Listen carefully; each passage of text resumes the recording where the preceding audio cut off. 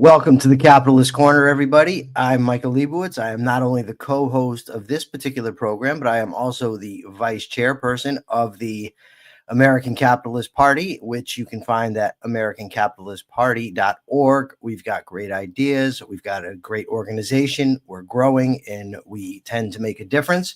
I've also have my own show called The Rational Egoist. It has a great episode out right now with objectivist cardiologist and best-selling author Christina Laporte. I highly recommend that you check it out. Mark Pellegrino is conspicuous by his absence, but he is not slacking today. He is actually taking some well-deserved time off to spend with his wife. So I am going solo here today, and it seems that the viewership is down. I got to be honest. I'm a little disappointed in the crowd. They found out Mark wasn't going to be here, and they hauled ass. It's all right. I get it. He's the celebrity. He's the money maker of the tandem. And I just got done listening actually to a podcast interview that Mark did with Tom Shattuck. Tom Shattuck was a talk show host here in Connecticut for years on WTIC 1080. He now hosts his own podcast called The Shot of Shattuck Show, and he also hosts the Burn Barrel podcast. And Mark went on there, and I got to tell you, listening to Mark talk outside of the context of this show, it really comes home to me just how smart Mark is and how well read he is. He did a very, very good job. They discussed acting, philosophy, history, everything. So I really, I highly recommend that everybody go check that out. It's the Shot of Shattuck Show. I'll include a link later on. I'll post it. I've already posted it, but I'll post it once again. So that everybody can check it out. And I think you're really going to like it. Mark really comports himself well and makes us all proud. Well, he made me proud. He'll make everybody else proud as well. But there was an interesting question that came up. And this is the first question. I'm going to pose this to the audience. It's an ethical question. So the guy that interviewed Mark, Tom, I interviewed him the other day, and he told me about this ethical dilemma. And I told him, well, if you don't ask Mark this question, then I'm going to ask him. So he went ahead and asked the question. Their interview was broken up into two parts. So during the first part of the interview, it wasn't intended to be two parts. It's supposed to be one part. But when their originally scheduled time, Frankie had an issue. So Mark did what Mark does. He just puts down the headphones and goes and gets Frankie. And they ended up rescheduling for later. But in that interim space, Tom's mind got to wondering. And Tom then posted the question to me. He posted it to Mark. I'm not going to tell you Mark's answer. If you want Mark's answer to the question, you're going to have to go check out the Shot of Shattuck show. But I'm interested to know what your take is on this. So Shattuck, when Mark disappeared, said, oh, my God, what's going on? He doesn't know about Frankie or what's happening. So he comes up with a hypothetical, and he says, imagine, Mark's a celebrity, but he says, imagine if somebody broke into Mark's house and shoots Mark and kills Mark, and this is now on recording with Shattuck. Shattuck says, well, the first thing he has to do is report this to police and get the police the recording. But then it got interesting because he says, what is his obligation morally in this situation? Because he could turn around and sell that recording of the intruder breaking into the house to TMZ, maybe $100,000, maybe more, pay off his bills, take care of his family, that sort of thing. Or he could do what in his view is the right thing and not sell the tape to TMZ, in which case somebody from the police department is probably going to do so anyway. And then they are going to get the money and Shattuck is going to be left out in the cold, or you or anybody else in this situation. Now, what the considerations that Shattuck made, he went in two directions were his arguments that, well, if I release this tape, it's going to be out there. Then Mark's family, his friends are going to have to see this. And, it's going to be very upsetting for them. And on the other hand, he said, look, I'm struggling. I need money and I need to take care of my family. This is a hell of an opportunity. And if I don't do it, somebody else is going to do it. So I'm very interested as to what you guys think of this. What do you do in that situation? Do you sell the tape or do you just turn it over to the police and go on with it? Also, by the way, like and subscribe to this show and share it from YouTube to all your favorite social media platforms. So Kat Sterling says, if it happened to me, please sell the recording, make that money. My ghost will laugh about it and my family will be fine. I promise. Ray says, if he sold the tape, would it no longer be admissible evidence in court? No, I'm pretty sure it would still be admissible evidence in court, Race. Ayn Rand Fan Club says, this is similar to the question I have if I can play clips of the Leonard Kira call on our show without her suing me. Well, that is actually a different question, Scott, because that is a legal question. And what is legal is not necessarily moral. So I don't that's a different question. My girlfriend says sell the tape, so it's good to know that if something happens to me, the tape will be sold, I guess. Kaya says I would not sell the tape. I would just turn it over to the police. Persephone says I wouldn't sell the tape because I'd feel like shit about it. So that's interesting to me, Persephone, because that is an emotional take, right? You're not giving a logical reason as to why it's immoral to do so. You're just saying I would feel bad, which could be the result of an irrational value that you already hold. So now you would feel guilty about it. So that's another interesting take. Lou says that she would report to the police and provide the tape as evidence. It wouldn't even occur to her to sell the tape. Well, Lou, okay, it wouldn't even occur to you. Well, now it would, Lou. So what would you do now that you know? Diana says that she would sell my tape for sure. Diana, have at it, although I don't really think anybody's paying for a tape of me. I don't really think they would care much. Not at TMZ anyway. My friends and family, of course, would, they would care. I want to go back. Lee says, how would they post that online? Wouldn't it be snuff and illegal? I don't believe it would be illegal. Yeah, Manu says you could make a copy, deliver one to the police, and the other deliver the copy to TMZ. Yeah, that is what Shattuck was saying. He wasn't suggesting not giving it to the police. He was just saying, in addition to giving a copy to the police, give it to TMZ as well.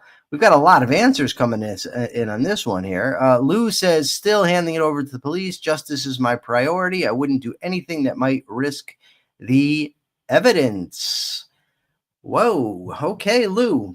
I'm curious, Lou. Is that your only reason for not turning it over? Is it just a matter of it interfering with the evidence? Like, if you knew it would not interfere with the evidence, would you do it? I mean, they do this kind of thing all the time, and where they hand over, the public gets to know all kinds of information. So, interested to know what you think about that. Ray says that's his concern as well. Okay, well, let's alter the hypothetical. Assuming that you would not in any way compromise the investigation. And I'll even give you a little bit of a hint here that might sway a little bit. It could also be that by releasing the tape to TMZ, you're helping the investigation, because the more people that get to hear the tape, they may recognize something about the offender. It might make it easier to turn him in. Mike, you have to guess what I'm currently holding in my hand. I'm not sure I want to do that, but I'm going to go with the sanitized version and say Down the Rabbit Hole, How the Correction of Culture Encourages Crime, which was the first book I co-authored. It's about the prison system. It is freaking great. You should definitely be reading it. That's not for me. Lee says I got it right. Lou says let the police release the tape in that case in a controlled way. Well, Lou is a stickler for the rules. I am not. I'm far more concerned mainly with ethical things than with the rules of what the powers that be happen to legislate or not legislate. It seems that all the objectivists, race is here, but a lot of the long-term objectivists have abandoned the show today. They found out it was just me and they're gone. Evidently that they do not care for me, or they're right now watching The Rational Egoist and my interview with Christina Laporte. That is what I am hoping. So Race is not selling it to TMZ, but he would sell it. It's not going to TMZ because he does not like TMZ. I just got a notification that Prime Minister Benjamin Netanyahu said Israel intends to take control of all of Gaza, even as military leaders are wary of further expansion.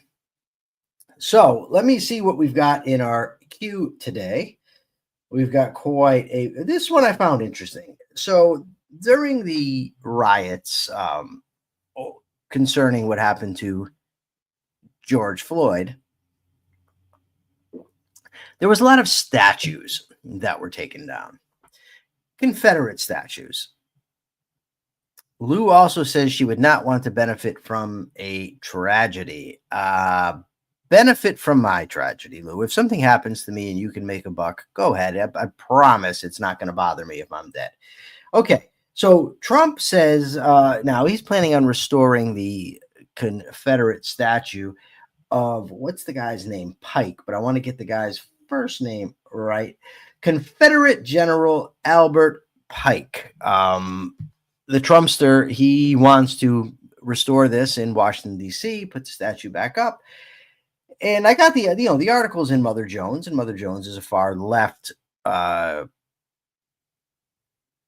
what's the word I'm looking for? Publication. I saw Race makes an excellent point. He says, benefit from tragedy. Okay, then no inheritance for you. That's a good point, Race.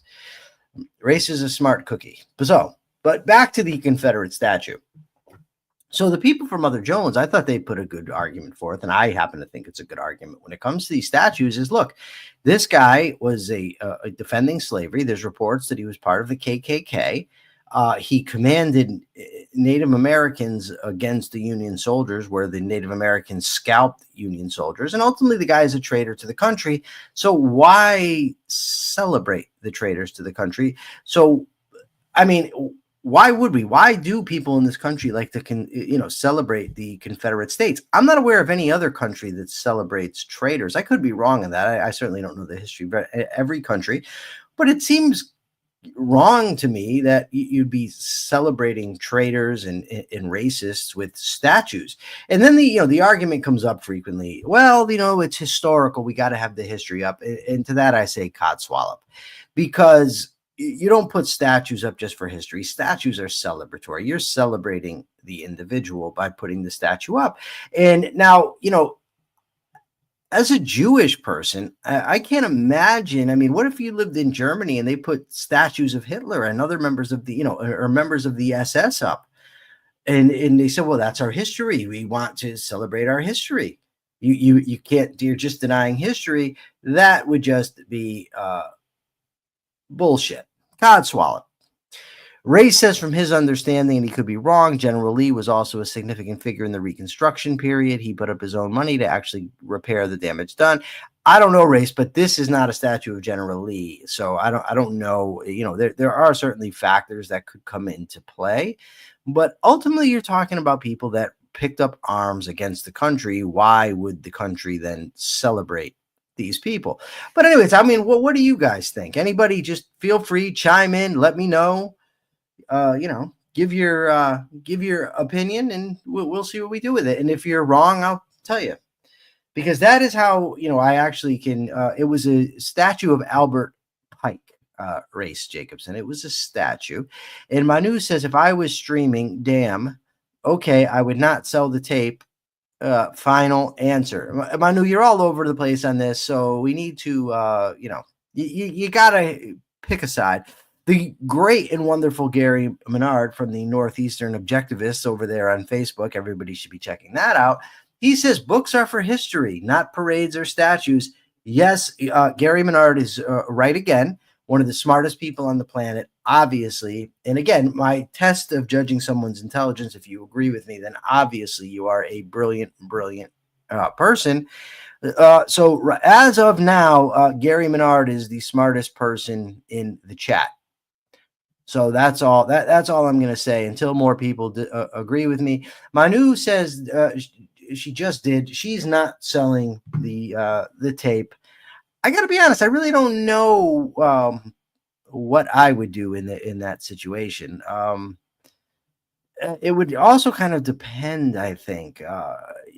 whether I was friends with him, I don't know. It'd be tough because ultimately that type of information is going to get out there anyways. And if it's going to get out there anyways, why would I want to just not make a buck? Why wouldn't I want to get paid? Well, I mean, whose rights am I violating by selling the tape? I think that that's a strong argument. Lee is now texting Diana. So I guess it's like Goodfellas. The two of them are commiserating. And for those of you familiar with Goodfellas, Jimmy Conway's not happy when his wife is commiserating with Henry Hill's wife. He says, the two of them commiserating. I can't have it. Can't have it. But in this case, Lee, feel free to commiserate with my other half as much as you would like to. Nicole Hingle says, Michael, in your mind, who is deserving of a statue? Just curious who in history is deserving. So, Nicole, this is an interesting thing because I am not big into visual art. So to me, I don't really care. But at the same time, I appreciate symbolism. So, so there is some symbolism that gets to me. So, when I went to Bunker Hill, the symbolism of that was very powerful to me, or the graveyard at Gettysburg was very powerful to me. I certainly think if we're going to go with, say, Americans, George Washington, I would say George Washington, Thomas Jefferson, right off the bat are two of them. But Gary Menard makes a point. Nobody deserves a statue at public expense. That's absolutely true. Private statues can be of anyone the donors choose. Well, that's the correct point. Once again, Gary is, so smart, Gary. You're just a really good guy. I met you in person in Boston. You're a wonderful fella, and brilliant too. So, but George Washington, Thomas Jefferson, I think would be good statues to have up, but at private expense. I think the statue I have on my arm is great. It's not of an individual; it's of the self-made man. I think that's wonderful. I believe it's at Dr. Peikoff's residence. That statue. Frederick Douglass, I think, is deserving of a statue. William Lloyd Garrison, probably deserving of a statue. Maybe even Patrick Henry. There's some things I don't like. Here's an important question unrelated to this conversation. Will you respond to my email? Persephone, I really am, but I'm going to respond to your email, but I want to take the time to really go over this stuff. And between the teeth and the birthday, I've just been, and work, I've been absolutely swamped. So I don't want to half-ass it. And I also want to be able to discuss it with Mark. So hopefully what I'll do is I'll read it all before this weekend. And then when I'm with Mark, I will be able to talk to him about it in person. Diana Rasamano says, I'll make him Persephone. And let me just be clear about something now. Diana, I love you. You're my girlfriend, but Diana is not making me do a damn thing. Let's just be honest about that. Just as an illustration, last night she couldn't even make me stop for Mike and Ike's because I was not. I had a long day. I'm on my way home, and she telling me, "Can you stop for Mike and Ike's?" And I'm like, "There's no freaking way." At 9 o'clock at night, I'm exhausted that I'm stopping for Mike and Ike's that she doesn't need. You don't need Mike and Ike's. And wait a second, she had just been out, but the Mike and Ike's weren't that important then. But now they're important for me to get. Where do you guys stand on the Mike and Ike situation? Should I have stopped and got the Mike and Ike's? Lee, she does not need them.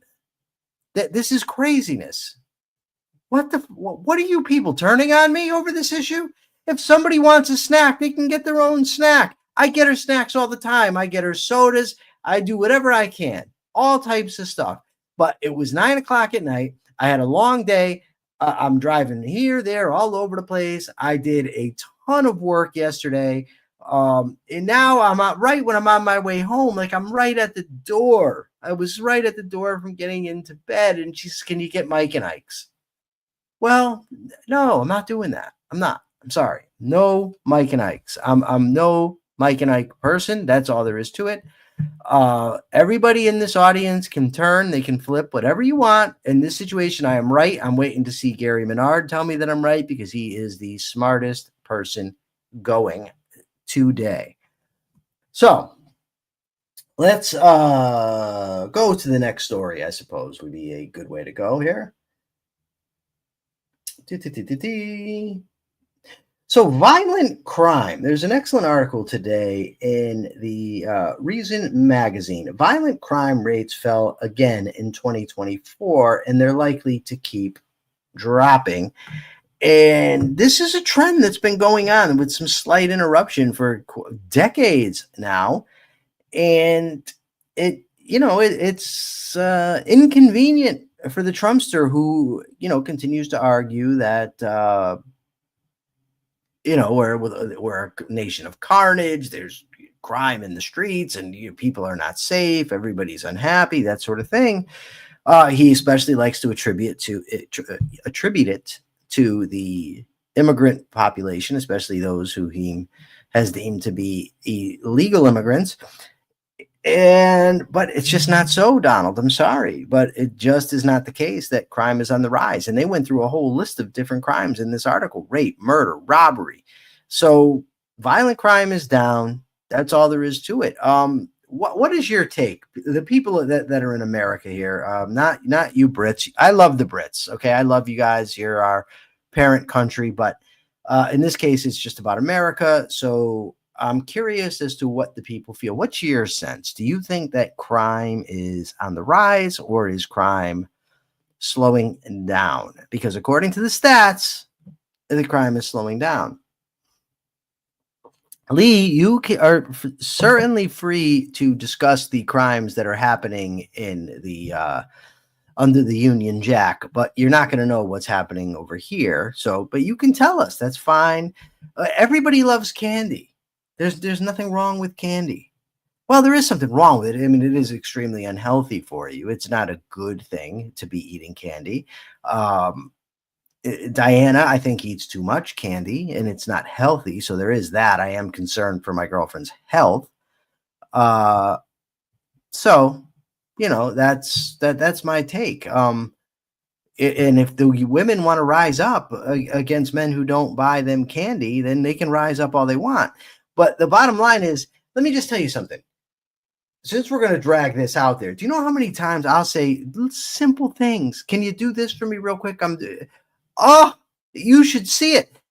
It's as if I'm asking this woman to walk over hot coals when I'm asking her, can you do me a favor and dust real quick in the other room because I'm doing this? And I get attitude. And now I'm getting raked over the coals because I didn't stop for Mike and Ike's at 9:00 at night that she didn't need. And she passed the CVS herself not long before that. She could have stopped. I was tired. I'm still tired. I had a horrible night's sleep. By the way, does anybody else get this brain fog when you're not sleeping well? Because I've got an incredible brain fog right now, and I'm not really digging it. Robert Nasser says we are safer, healthier, and more prosper than ever. There's never been a better time to be alive. Robert, the brilliant Robert Nasser, he's right again. He has given the correct answer. And all you people who think I'm supposed to stop for candy are obviously wrong. Nicole Hingle says, as long as you are both doing favors for one another other times. If you were tired, I totally get it. And yes, I'm the brain fog. She gets that too. There's simply no time for napping, Ayn Rand fan club. I can't do it. I've got too much to do. So, when is this nap going to take place? If I nap during the day, I don't get my real estate reports in. If my boss gets upset, I lose a job. I can't read the articles. I can't do the show. I can't send out the emails. I can't frame Gilder. So we have a whole problem going on there. Nicholas Gramlich says, my dad bought a ton of Mike and Ike's a couple times when I was a kid. Well, I got to see that. I hate when that happens. It comes off the screen. And I ate a ton of them. Don't want to eat anymore because of it. Sleep debt is a real thing. Yes, it is, Persephone, and that debt will be paid eventually. Come hell or high water, it's going to be paid.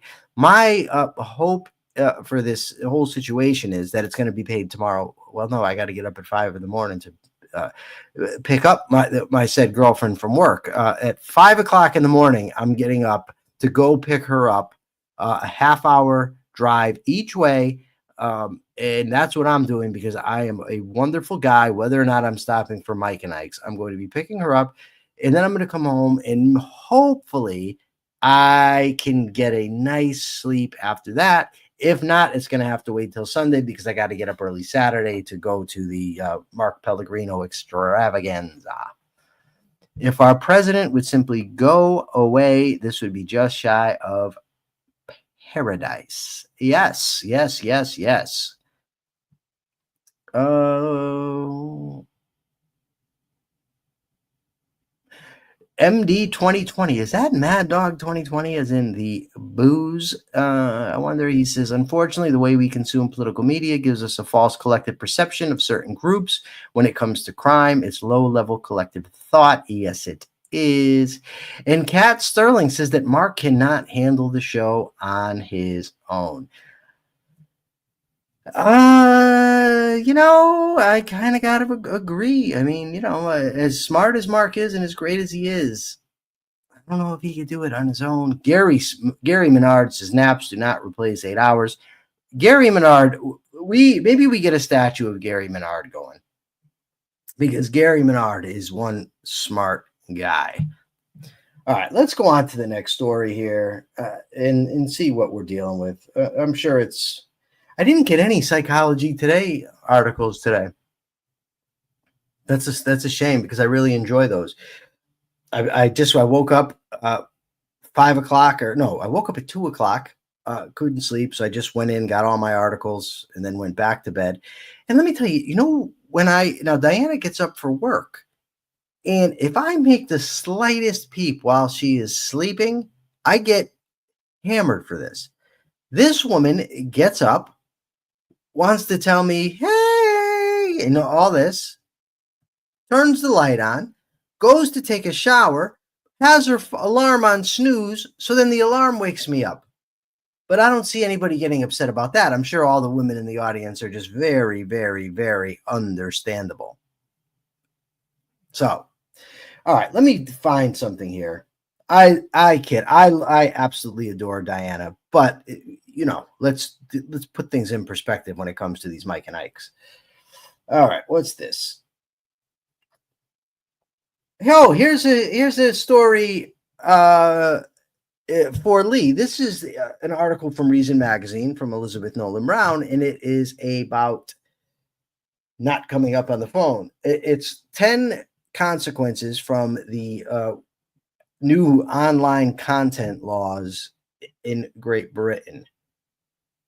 Do you know about these? 10 examples of absurd fallout from the UK's Online Safety Act. Just the sound of that gets me annoyed.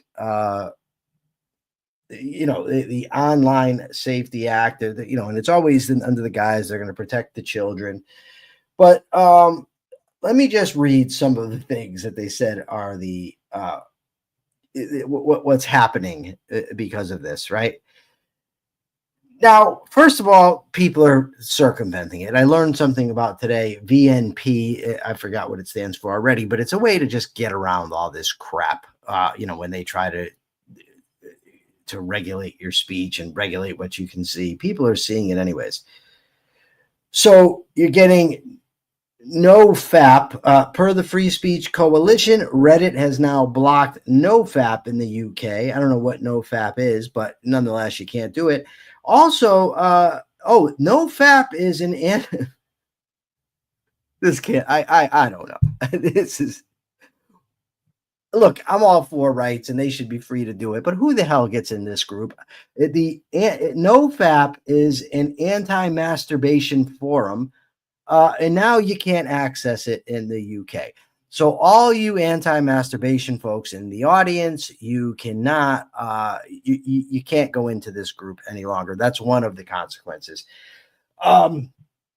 War news and debates about sexual predators are now blocked. Hold on, I have to call.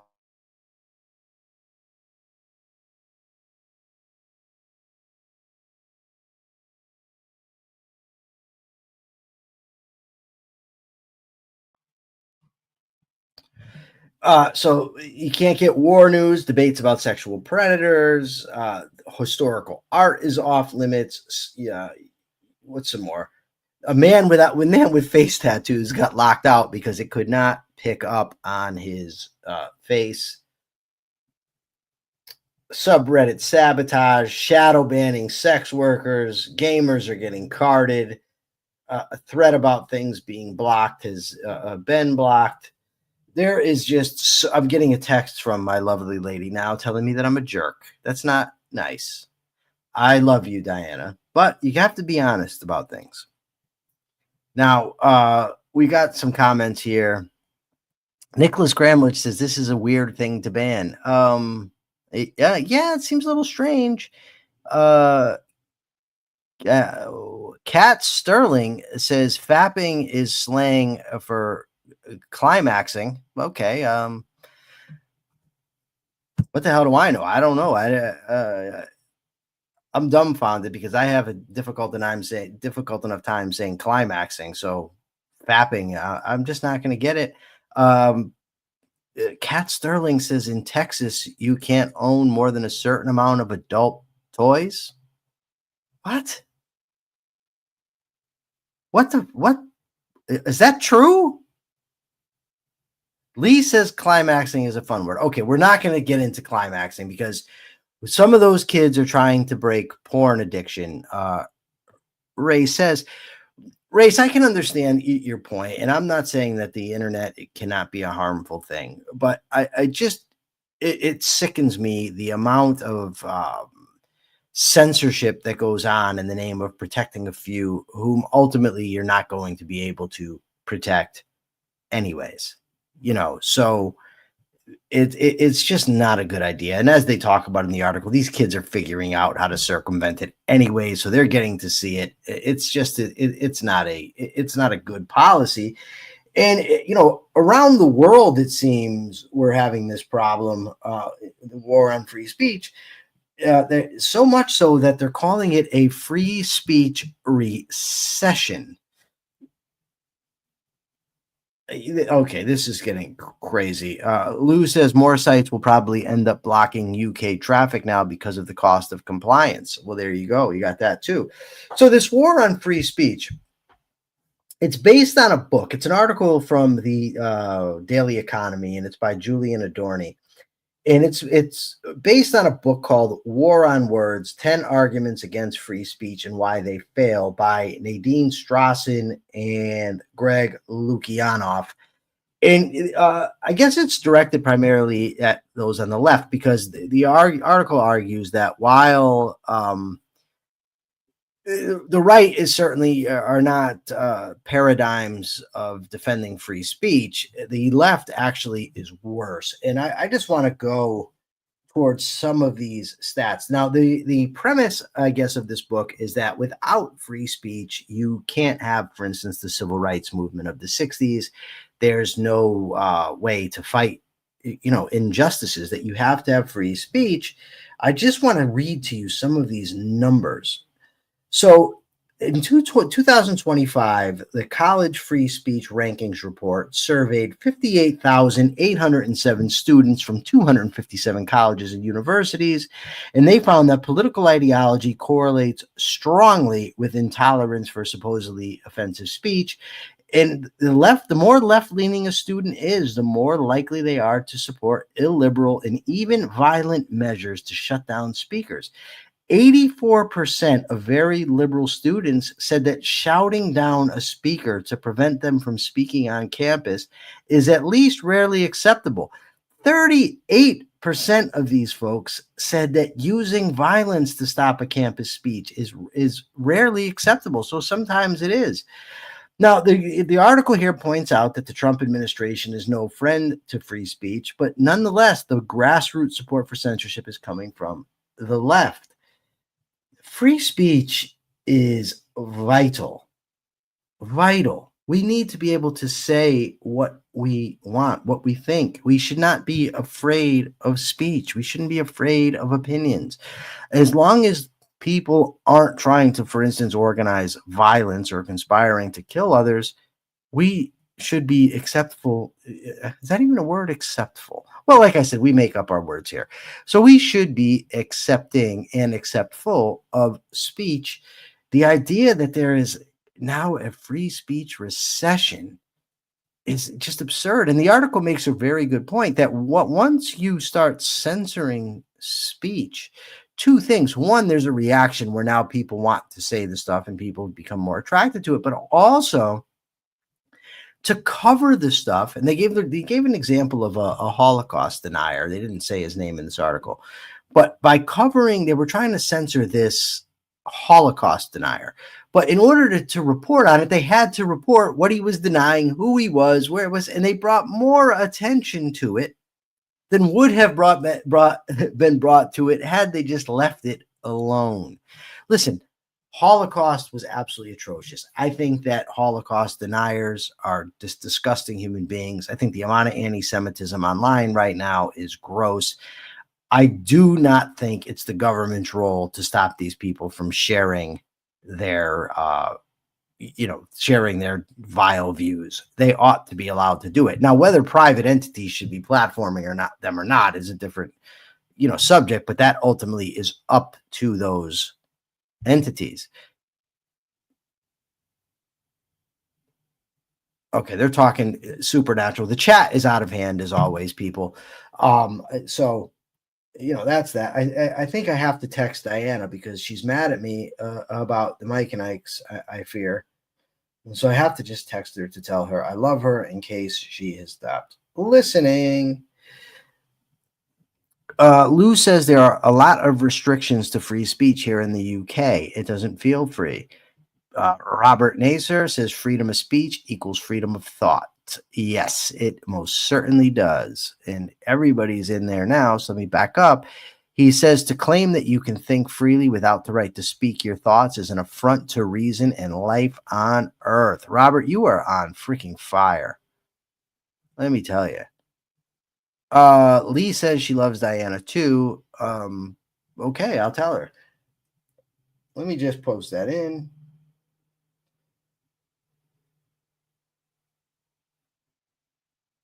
Okay. And I even spelled your name right, Lee.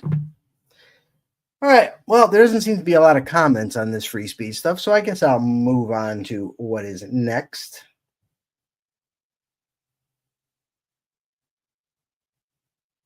Oh, it's only one more story. We're going to talk about this a little bit.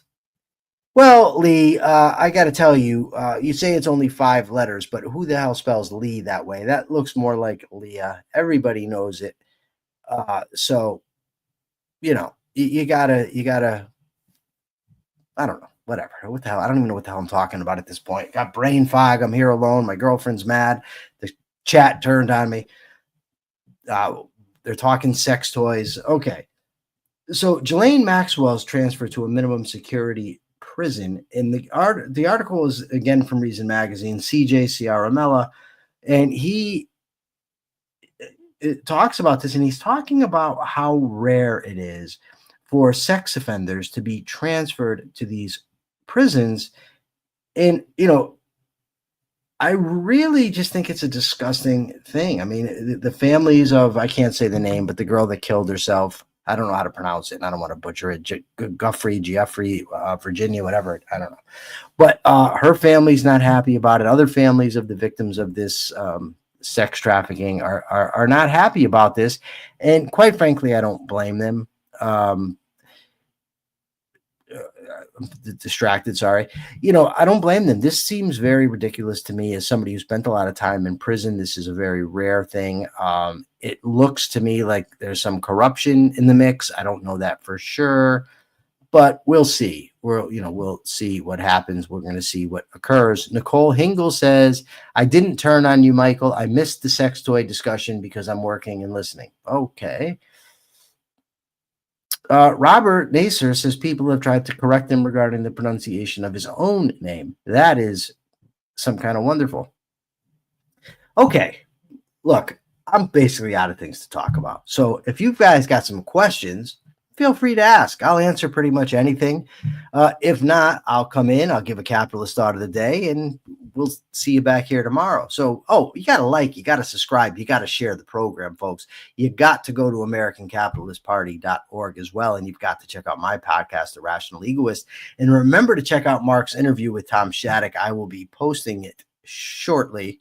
Matter of fact, why don't I do that right now while we see if any of you can come up with some questions for me. And we're going to have questions tomorrow too. Lee says, Mike, why didn't you reply to me asking if you wanted a last minute co-host? Lee, because as lovely as you are, I don't know that you could keep up on a live stream with me doing this thing. And if we had a debate back and forth, I'm not sure that you would be up to that. And I don't want to risk it. And that's one thing. But there's also the fact that you've already been on the show. So if I'm going to bring somebody on, I would bring somebody new on so that everybody gets a chance. It's not rudely. I absolutely adore you. I think you're wonderful. But you asked the question, and I'm not going to lie to you. I'm going to tell you the truth. Okay, Kat Sterling says, I know y'all have said you're pro-choice in regards to abortion rights. Does that mean you support Roe v. Wade in total or just the right to choose abortion? I absolutely think that Roe v. Wade was decided wrongly. I do not think that there's a constitutional right to abortion. I think that there is a individual natural right to abortion. But just because I think that something is a right doesn't mean that the founders saw it the same way. Let's back up just a little bit. We got some questions coming in, and I am going. Okay. Gary Menard says he heard a Biden appointee approved her transfer to a different prison and has since been fired by Trump. I don't know. I'd have to look into that. Okay. Okay. I wanted to, Manu, I'll get to you in a second. Maribens, the great Megan Ribbon says, question, advice on dealing with anxiety.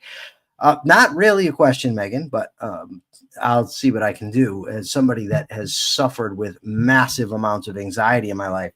So one thing I think is important is to not fight against it. Don't try to, make it go away. That only increases the anxiety. More just accept it. Just allow it to come over you. Recognize that it cannot literally hurt you. As uncomfortable as it is, you're going to be fine. But also detect what thoughts are leading to the anxiety. There are, there's like, you can journal what's bothering me. What are the current stressors in my life? What can I do about them? What are the chances that they occur? That helped me immensely with my anxiety and worrying, was doing thought reports. In fact, after 6 months or so, I might be wrong on that. I don't know. It's a long time ago, but after a while of doing thought reports, I went back over all the things that bothered me.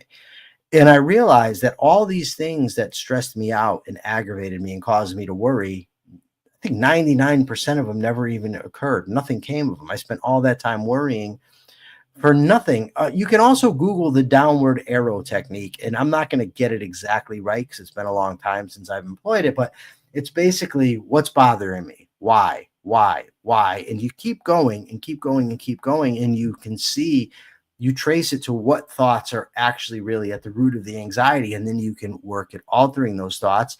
I would also Google cognitive distortions. And when they come up, you can see which ones are affecting you and which ones are causing you to have anxiety. I hope that helps, Megan. There's some great books out there. Feeling Good, the New Mood Therapy by David Burns, also by David Burns, When Panic Attacks, White Bears and Other Unwanted Thoughts by Daniel Wegner, I think is the name. Really, really good book on dealing with anxiety. Okay. Nicole Hingle says, will you and Mark please come to New Orleans? It would be nice to have a real conversation with you both. Nicole Hingle, I am poor. If I become very wealthy, I have no problem taking that kind of a trip. Okay. Manu says, question in multiple parts. Objectivism promotes self-esteem as a moral virtue, suggesting that one's self-worth is tied to rational thinking and productive achievement. I kind of disagree with self-esteem or self-worth being tied to productive achievement. I'll get back to that. Actually, I'll deal with it now. Self-worth is not tied to whether you achieve something or not. It's tied to the self-esteem is the belief that you are capable of achieving. So to say that I have to achieve great things in order to have self-esteem, no, I have to believe that I'm capable of taking care of myself, of living a moral life, of producing the values that my life and happiness require. So in that sense, it would be tied to it. I just don't want it to sound as if self-esteem is tied to accomplishments. Ayn Rand Fan Club says, do you think I can play clips of the call without getting sued? I am not giving legal advice, Scott. I'm sorry, because then if you get sued, I get sued, and I don't want that to happen. Google it. Okay. Now Manu says, some individuals struggle to recognize their own value even after achieving significant goals.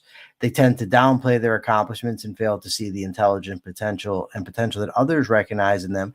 Does objectivism provide any tools to help those who face this kind of self-doubt, or are there other psychological factors and approaches that need to be considered?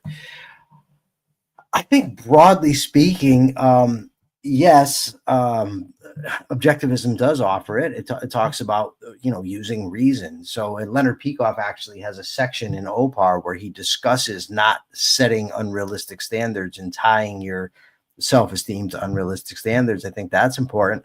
But I mean, look, objectivism is a philosophy. There's people that need medication. They might need some counseling. And there's, the books that I just mentioned are wonderful. The Psychology of Self-Esteem, I think, is great. How to Raise Your Self-Esteem, both by Nathaniel Branden, I think, are good books. A Guide to Rational Living by Albert Ellis is worth checking. I think that's a great book too. So yeah, I mean, I think objectivism does offer broad strokes, but for some people, you might actually have to, go and, go further, get yourself a psychiatrist, psychologist, take meds, maybe, do some reading. So yes, there is some stuff in objectivism, but it may not be entirely satisfactory. It's true, Robert says, that the vast majority of the things we worry about are never, ever going to happen. Have a few of your worst case scenarios covered, but then let go of your focus on bad outcomes. Yes, Robert, once again, you are wonderful. Enric wants to start a GoFundMe for me to attend OCON. Enric, that's very, very kind of you. If you do that, I will be there. Ayn Rand Fan Club says knowledge is open. Okay, that's good. In my view, yes, you need to be capable, but how you see yourself capable, evidence, e.g., accomplishments. Yeah, you need to use reason. You need to learn to accurately assess yourself and the world in which you live in.